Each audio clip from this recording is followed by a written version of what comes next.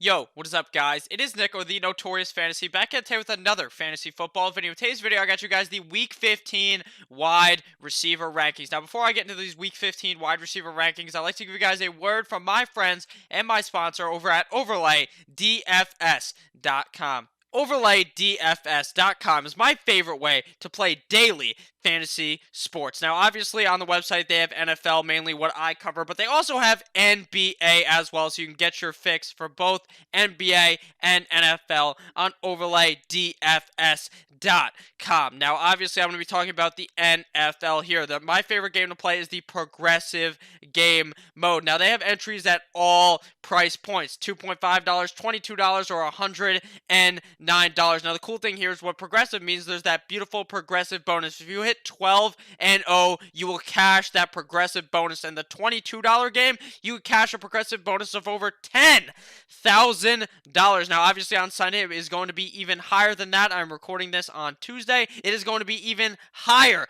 at that time when it comes to hit Sunday. So make sure you check that out. Now, the way that the game works, it is very simple. If you hit the top 10% of players, you win 9 times your buy-in. It is that simple. And the way I'm going to show you how it works, it is so simple. All you got to do is make 12 picks plus 3 alternate picks in case one of your players ends up getting hurt or something happens that causes the matchup to be voided. It is so simple. It is player versus player. Pat Mahomes versus Denver, or do you think Jimmy Garoppolo will do better versus the Atlanta Falcons? It is so simple. To me, that is obviously Pat Mahomes, but there's so many matchups here. Over 30 plus matchups that you could choose from there, different every single week, and it is so easy to do. Pretty much you're not even really playing against everyone. It's just you versus the cutoff to see if you can hit that top 10% and win 9 times your buy-in. So make sure to check out OverlayDFS.com, link down below in the description. And we are back. Make sure to check out OverlayDFS.com, link down below in the description. Let's get right into the video. Week 15 wide receiver rankings. These rankings are based off of the PPR format. So if you have any questions about half PPR or standard, please make sure to leave them down below in the comments. So while you're down there, please like the video. So my number one ranked wide receiver on the week is Michael Thomas, going up against the Indianapolis Colts now. Mike Thomas pretty much every single week to me is a top 5 guy. He just gets so many targets from Mr. Drew Brees that I really believe that in this game up against the Indianapolis Colts, a defense that while is good against the run, is god-awful against the pass. I really believe that Michael Thomas should be able to have a huge week this week, and that's why he's my number 1 ranked wide receiver. Coming in at number 2, we have Chris Godwin, going up against the Detroit Lions in Detroit. Now, obviously, with Mike Evans gone, this is going to give Chris Godwin a shit ton of targets. He's going to be getting force-fed the ball repeatedly. He is going to be catching, maybe seeing as many targets as Michael Thomas sees in this game up against the Indianapolis Colts. I really believe Chris Godwin could have a number 1 potential game this week up against this terrible Detroit Lions defense. Obviously, he may be getting shadowed by Slay, but I still think he's going to be able to perform and ball out this week in Detroit. Coming in at number 3, we have DeAndre Hopkins going up against the Tennessee Titans. And DeAndre Hopkins has been balling out the last couple of games. This offense does look a lot better with Will Fuller. So if Will Fuller is in, I like the team better, but with Will Fuller out, I like DeAndre Hopkins better because Will Fuller could have a game if he plays that is better than DeAndre Hopkins. When DeAndre Hopkins is out there, he is the main target, and the Tennessee defense is pretty good, but I don't think they will be able to hold down D-Hop, and I think that DeAndre Hopkins has a big game this week coming in at number 3. And number 4, we have Julian Edelman going up against the Cincinnati Bengals. Now, the fucking New England Patriots already know what the Cincinnati Bengals are going to do. They already filmed their plays. They already know what is going to happen, and Julian Edelman is going to ball out against this team. Tom Brady hates all the other wide receivers on this team. He probably wishes Flash Gordon was smoking a doobie on the sideline for the team. He probably wishes that AB didn't call fucking Robert Kraft, whatever he called him, and got Robert Kraft pissed off and all this shit.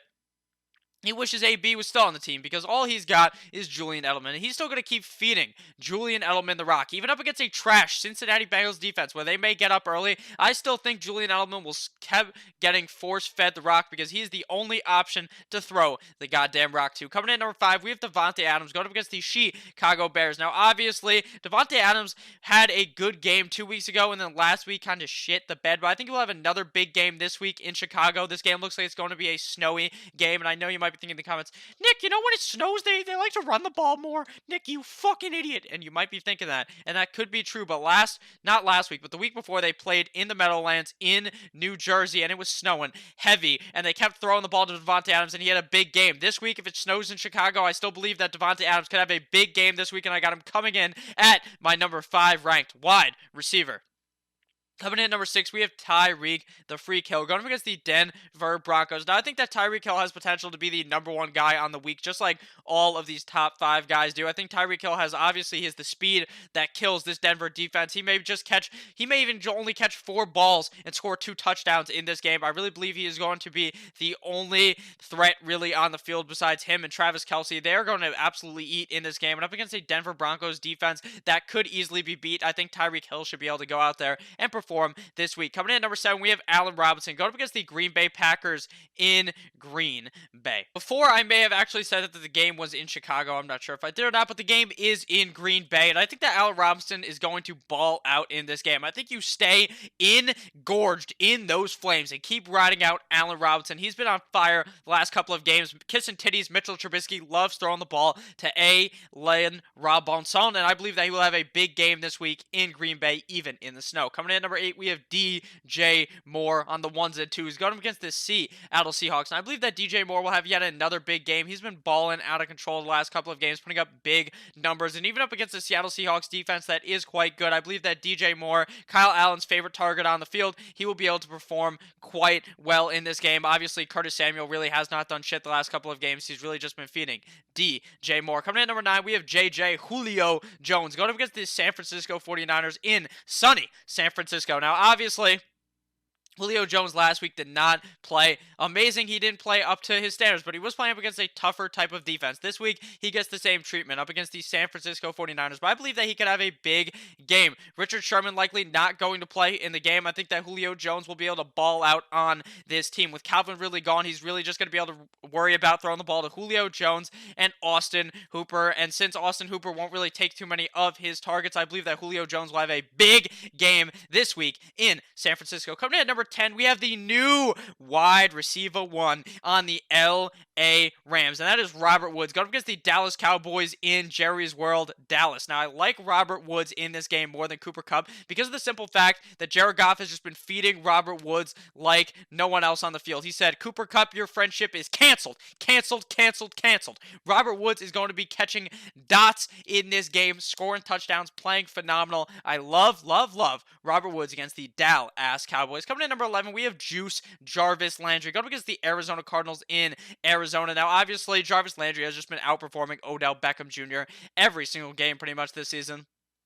Odell hasn't done shit. He had an easy matchup last week, shit the bed. He has an easy matchup this week, may likely shit the bed again. I love Jarvis Landry in this game. He just feels like the much safer option. Coming in at number 12, we have Cooper Kupp going up against the Dallas Cowboys, and even though he has been demoted from the number 1 to number 2 wide receiver on the team in my eyes, he is still much better than Brandon Cooks. He is still going to be getting a lot of balls thrown his way from Mr. Jared Goff, so I believe that he will perform as well, and both of these guys have potential to be the top 12 wide receiver options in fantasy football for week 15. Now, on to 13 through 24. If you guys have enjoyed the video thus far, please make sure to click that subscribe button down below. Coming in at number 13, we have Kenny Golladay going up against the Tampa Bay Buccaneers with Marvin Jones on IR. Marvin Jones not playing in this game. Kenny Golladay should be able to eat some fucking dinner in this game. The Tampa Bay defense is very good against the run, but against the pass, it is quite suspect. And even though David Blough is not the greatest quarterback in the NFL, I believe that Kenny Golladay will have a big game this week up against the Tampa Bay Buccaneers as really the solo wide receiver out there besides Danny Amendola. Coming in at number 14, we have Odell Beckham Jr. going up against the Arizona Cardinals. And while I believe that Jarvis Landry is the better option for fantasy football this week, this matchup is too juicy to put Odell Beckham outside of the top 15.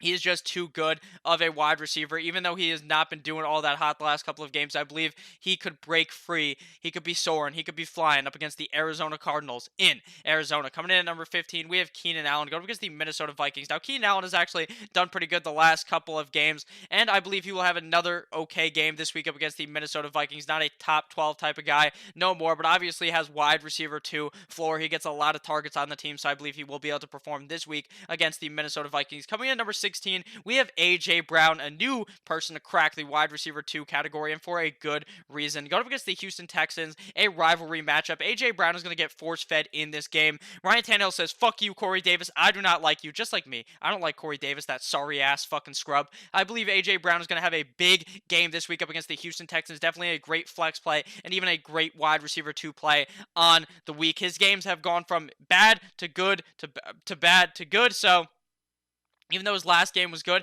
it could be a bad one based on my simulations of the fact that it's been good, bad, good, bad, good, bad repeatedly. But it's okay. I think A.J. Brown will have a good game this week up against the Houston Texans. Coming at number 17, we have Stefon Diggs going with the L.A. Chargers. Now, I believe if Adam Thielen plays in this game, Stefon Diggs falls in my rankings. I do not trust Stefon Diggs when Adam Thielen is in the game. It seems like Kirk Cousins just has a love affair for Adam Thielen where I can't trust Diggs. Likely, in my humble opinion, I do not think Adam Thielen gets the start. So I think that Stefon Diggs is definitely a great option this week up against the L.A. Superchargers in L.A. Coming in at number 18, we have Emmanuel Sanders, Mr. Touchdown Passer, up against the Atlanta Falcons this week. Last week, he threw a dot up against the not up against the San Francisco 49ers. He's on that team. Up against the New Orleans Saints, threw a fucking dime out there. I think in this game, he's probably not going to be throwing the ball, but he's going to be catching a lot of passes and a whole lot of yards. I really believe that Emmanuel Sanders will put up a big game this week up against a trash-ass Atlanta Falcons defense. Coming in at number 19, we have his teammate, Deebo Samuel, going up against the Atlanta Falcons, obviously, because they're on the same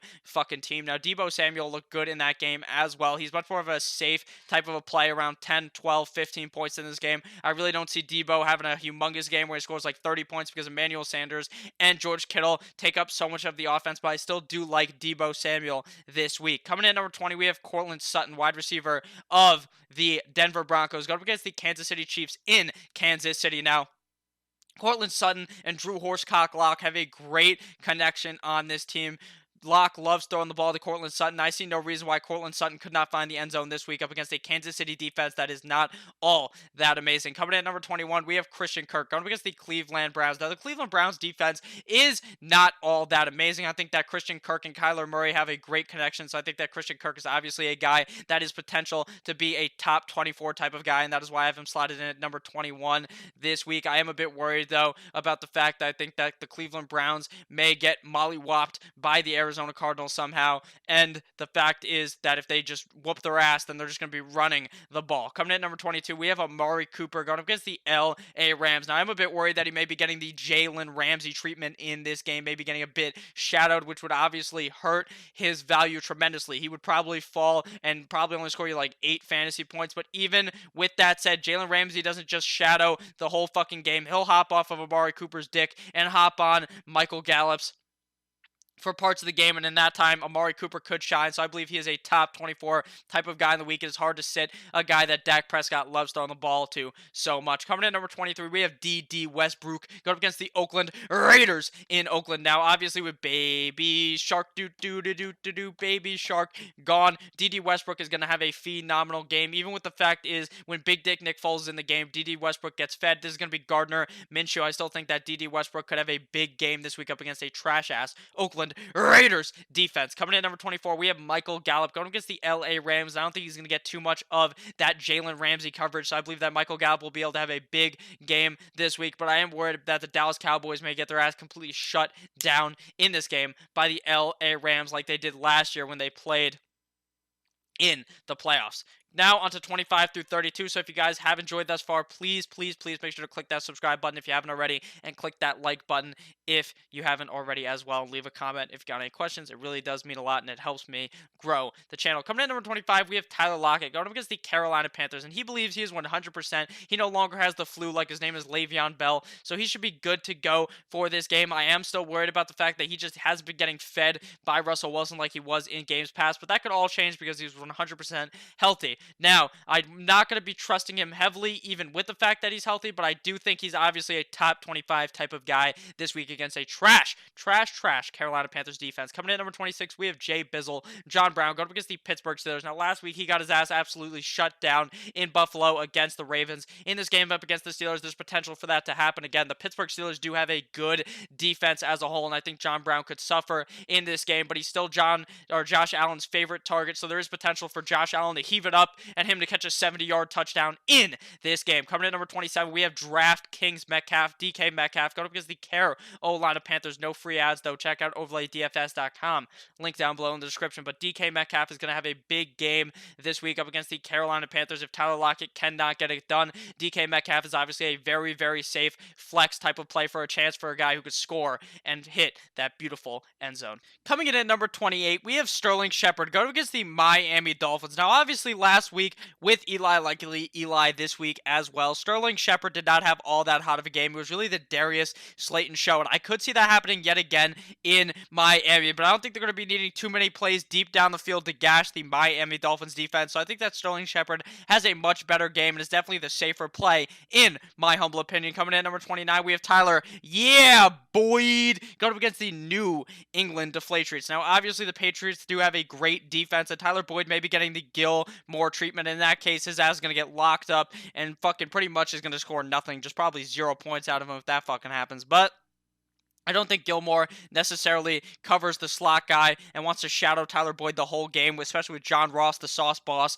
being in the game and being an option deep down the field. So I think that Tyler Boyd does have a pretty okay game this week and definitely a flex-worthy option for your fantasy team. Coming in at number 30, we have Darius Slayton going up against the Miami Dolphins. So like I said, I believe Sterling Shepard is the safer play. I think Darius Slayton is much more of a dice roll. You know, you put the fucking dice here, you're fucking throw it at the wall. And I think Darius Slayton could either have a 20 to 25 plus point game this week or really shit the bed for your fantasy football team. So if you're willing to take that risk, go ahead and fire up Darius Slayton this week for your fantasy football team. Coming in at number 31, we have Mike Williams going up against the Minnesota Vikings. Now, if you guys did notice before, there was a bit of a graphical error. I had Mike Williams playing up against the Jets, but obviously he is playing up against the Minnesota Vikings. Now, I think that Mike Williams could have a good game this week. He's obviously a safe type of a play, a guy that you know Phillip Rivers, when he is healthy, will throw the ball to Mr. Mike Williams. So I think that Mike Williams has just an okay game, and that's why I slotted in at number 31. Coming in at number 32, we have Scary Terry McLaurin going up against the Philadelphia Eagles. Now, the biggest worry for Scary Terry is the fact that Dwayne Haskins and that O-line just are not all that good. Dwayne Haskins is actually pretty good, but that O-line is fucking trash. They just allow everyone to spread right through that fucking line. They just open right up so he can get smashed, and I don't think that obviously bodes well for Terry McLaurin.